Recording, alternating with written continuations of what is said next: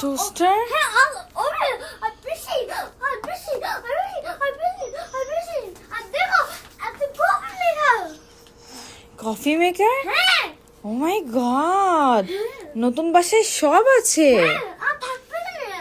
এখানে থাকবা? হ্যাঁ মনে গেছে যাই বাচ্চা এই কি আছে মামা খাওয়া নিয়ে আইতো মামা।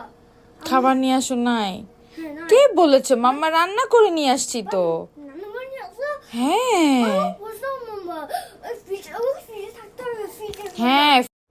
আপনারা তো প্রায় অনেকগুলো ভ্লগেই দেখলেন মেহমেদকে এবং আমাকে।